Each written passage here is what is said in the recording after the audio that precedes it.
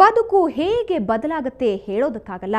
ಆಕೆಗೆ ಮದುವೆಯ ಜೀವನದಲ್ಲಿ ಸಿಗದಿದ್ದ ಖುಷಿಯನ್ನ ಪ್ರೀತಿಸಿದ ಹುಡುಗ ಕೊಟ್ಟಿದ್ದ. ಹೊಸ ಬದುಕಿನ ಕನಸು ಕಟ್ಟಿಕೊಟ್ಟವನು ಮುಂದೊಂದು ದಿನ ಕೈ ಕೊಡಬಹುದು ಅನ್ನೋ ಕಲ್ಪನೆಯೂ ಇರಲಿಲ್ಲ ಇವಳಿಗೆ.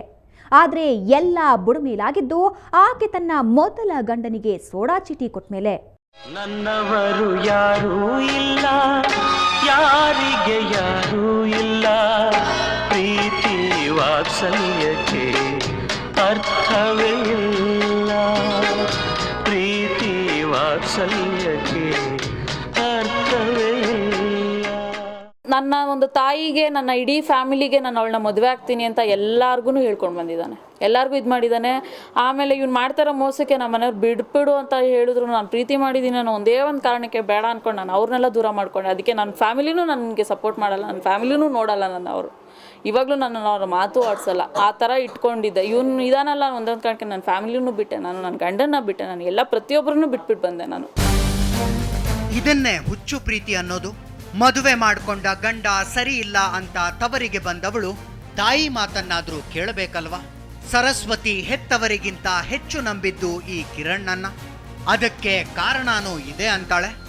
ಗೊರವನಹಳ್ಳಿಲಿ ಅವ್ನು ಪರಿಚಯ ಆಗಿ ಒಂದು 2 ತಿಂಗಳಿಗೆ ನನ್ನನ್ನು ನೋಡಿ ನಾನು ಇದು ಮಾಡಿ ಗೊರವನಹಳ್ಳಿದು ಪೂಜೆ ಮಾಡಿಸ್ಕೊಂಬರೋಣ ಅಂತೇಳಿ ಕರ್ಕೊಂಡೋಗಿ, ಆಮೇಲೆ ಅಲ್ಲಿ ಅರ್ಚಕರೆಲ್ಲ ರಾಮಮೂರ್ತಿ ಅರ್ಚಕರು ಅಲ್ಲಿ ಅವರು ಎಲ್ಲ ಇವನು RTOದಲ್ಲಿ ಇರೋನು ಅಂತ ಎಲ್ಲ ಇದು ಮಾಡಿದ್ದಕ್ಕೆ ಸ್ವಲ್ಪ ಸ್ಪೆಷಲ್ ಎಲ್ಲ ಪೂಜೆ ಮಾಡಿಸಿ ಅದು ಅದು ಗೊರವನಹಳ್ಳಿ ಅಮ್ಮ ಇದ್ದಾರಲ್ಲ ಅವರು ಸಮಾಧಿ ಮುಂದೆನೇ ಅಲ್ಲಿ ಕೊಡೋ ಅರ್ಶಿನ ದಾರ ಎಲ್ಲ ತಾಳಿ ಥರ ಕಟ್ಟಿ ಅಕ್ಷತೆ ಎಲ್ಲ ಹಾಕಿಸ್ಕೊಂಡು ಎಲ್ಲ ಇದು ಮಾಡಿ ಆ ಥರ ಎಲ್ಲ ಮಾಡಿದ್ದಕ್ಕೇ ನಾನು ಸರಿ ಬಿಡು ನನ್ನ ಮದುವೆ ಇಲ್ಲೇ ಆಗೋಯ್ತು ಅಂತ ತಿಳ್ಕೊತೀನಿ, ನನಗೊಂದು ಸೆಕೆಂಡ್ ಲೈಫ್ ಸಿಕ್ಕಿದೆ ಅಂತ ತಿಳ್ಕೊತೀನಿ ಅನ್ನೋ ಒಂದೇ ಒಂದು ಕಾರಣಕ್ಕೆ ನಾನು ನಂಬಿದೆ.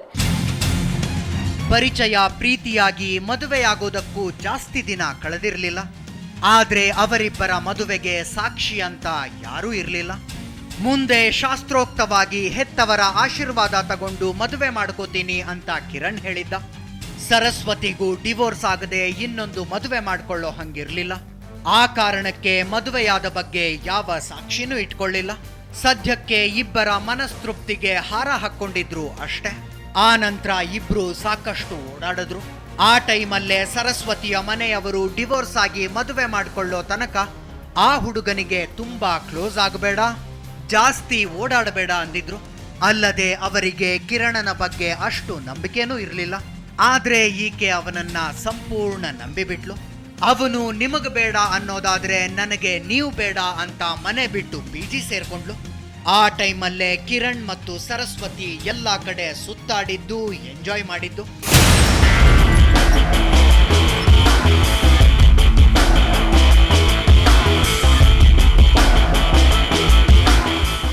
ನನ್ನ ಜೊತೆ ಸಂಸಾರನೂ ಮಾಡಿದ್ದಾನೆ, ಮನೆ ಮಾಡೂ ಇಟ್ಟಿದ್ದಾನೆ. ಅವನ್ನ ಕರ್ಕೊಂಡು ಹೋಗ್ದಿರೋ ದೇವರಿಲ್ಲ, ಸುತ್ತದೇ ಇರೋ ಜಾಗ ಇಲ್ಲ, ಎಲ್ಲ ಇದು ಮಾಡಿ ನಿನ್ನನ್ನೇ ಮದುವೆ ಮಾಡ್ಕೊತೀನಿ ಅಂತೆಲ್ಲ ಹೇಳಿ, ನೀನು ಕಾಲು ಹಿಡ್ಕೊತೀನಿ, ನಾನು ಬಿಟ್ಟೋಗ್ಬೇಡ, ಹುಚ್ಚಾಗಿ ಹೋಗ್ತೀನಿ ಅಂತೆಲ್ಲ ಹೇಳಿ ನಾನು ಎಷ್ಟು ತಲೆ ಕೆಡಿಸ್ಬೇಕು ಅಷ್ಟು ತಲೆ ಕೆಡಿಸಿ ನಾನು ಚೆನ್ನಾಗಿ ಯೂಸ್ ಮಾಡ್ಕೊಂಡು ಇವಾಗ ನಮ್ಮ ಮನೇಲಿ ಒಪ್ಕೊಳ್ಳಲ್ಲ, ನೀನು ಕ್ಯಾಸ್ಟ್ ಬೇರೆ ಬೇಡ ಅಂತ ಹೇಳ್ತಾ ಇದ್ದಾನೆ. ಒಟ್ಟಿಗೆ ಓಡಾಡುವಾಗ ಜಾತಿ ನೆನಪಿರ್ಲಿಲ್ಲ ಬಿಡಿ. ನಂತರ ಈಕೆಯನ್ನ ತನ್ನ ತಂದೆ ತಾಯಿ ಮನೆಯಲ್ಲಿಲ್ಲದಾಗ ಇವನು ಮನೆಗೆ ಕರ್ಕೊಂಡು ಬರ್ತಿದ್ದ. ನೀನೇ ಈ ಮನೆಯ ಸೊಸೆ ಅಂತ ಮರಳು ಮಾಡ್ತಿದ್ದ.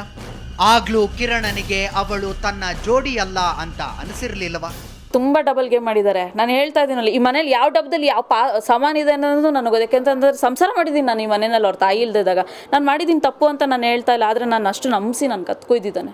ನೀನು ಈ ಮನೆ ಸೊಸೆ ನೀನು, ಈ ಮನೆ ಇದು ನೀನು ಅಂತ ಪ್ರತಿಯೊಂದು ರೀತಿನಲ್ಲೂ ನಾನು ನಂಬಿಸಿ ಕತ್ಕೊಯ್ದಿದ್ದಾನೆ. ಇಷ್ಟೇ ಅಲ್ಲ, ಈ ಹುಡುಗಿನ PG ಬಿಡಿಸಿ ವಿಜಯನಗರದಲ್ಲೊಂದು ಮನೆ ಮಾಡು ಇಟ್ಟು ಗಂಡನ ಥರ ಸಂಸಾರ ಮಾಡಿದ್ದ. ಆ ಟೈಮಲ್ಲಿ ಸರಸ್ವತಿ ಸ್ವಲ್ಪ ಹಿಂದೆ ಮುಂದೆ ನೋಡ್ತಿದ್ದಾಳೆ ಅನ್ನಿಸಿ ಬಿಟ್ರೆ ಮತ್ತೆ ಮತ್ತೆ ತಾಳಿ ಕಟ್ಟೋ ನಾಟಕ ಆಡ್ಕೊಂಡು ಮನವೊಲಿಸಿಕೊಳ್ತಿದ್ನಂತೆ. ದೇವ್ರ ಫೋಟೋಗಳ ಮುಂದೆ ಅರ್ಶಿನ ಕೊಂಬು ಕಟ್ಟೋದು ಮತ್ತು ತಾಳಿಗಳನ್ನ ಹಾಕೋದು ಎಲ್ಲ ಮಾಡ್ದ. ತುಂಬ ಮನೆಯಲ್ಲೇ ವಿಜಯನಗರ ಸುಬ್ಬಣ್ಣ ಗಾರ್ಡನಲ್ಲಿ ಇವನೇ ಮನೆ ಮಾಡಿಕೊಟ್ಟಿರೋದು. 3 years PGನಲ್ಲಿದ್ದು ನನಗೆ ಆಗಲ್ಲ ಅಂತ ಅಂದಮೇಲೆ ಮನೆ ಮಾಡಿಕೊಟ್ಟು ನಮ್ಮ ಜೊತೆ ಸಂಸಾರನೂ ಮಾಡಿ ಈಗ ಅವ್ರ ಫ್ಯಾಮಿಲಿಗೋಸ್ಕರ ನನ್ನನ್ನು ಬಿಡ್ತೀನಿ ಅಂತ ಹೇಳ್ತಾ ಇದ್ದಾನೆ. ಈಗ ಆಡೋವಷ್ಟು ಆಡಿ ಬೇಡ ಅಂದ್ರೆ ಕೇಳೋದಕ್ಕಾಗತ್ತಾ? ಇವನಿಗಾಗಿ ಸರಸ್ವತಿ ಹಳೆ ಗಂಡನಿಗೆ ಸೋಡಾ ಚೀಟಿ ಕೊಟ್ಟಿದ್ದಾಳೆ, ಹೆತ್ತವರಿಂದ ದೂರ ಆಗಿದ್ದಾಳೆ. ಅಷ್ಟೇ ಅಲ್ಲ, ನನ್ನ ಹತ್ರ ಇದ್ದ ಒಡವೆ ದುಡ್ಡು ಎಲ್ಲ ಸೇರಿ ಸುಮಾರು 20 ಲಕ್ಷ ಖರ್ಚು ಮಾಡಿ ಇವತ್ತು ಬೀದಿಲಿದ್ದೀನಿ ಅಂತಿದ್ದಾಳೆ.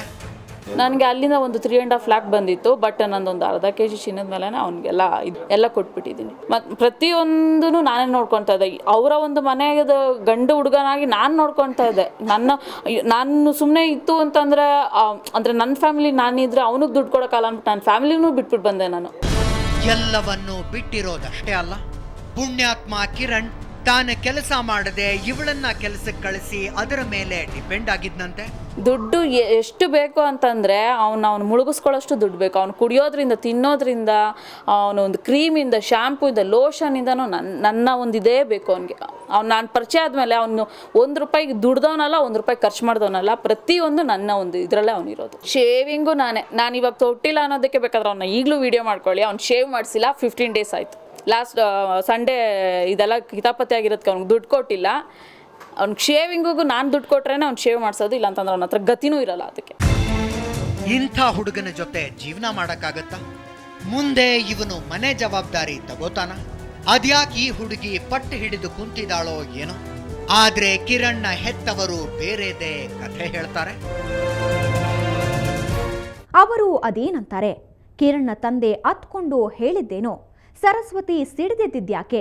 ಅದನ್ನ ನೋಡೋಣ ಒಂದು ಬ್ರೇಕ್ನ ನಂತರ.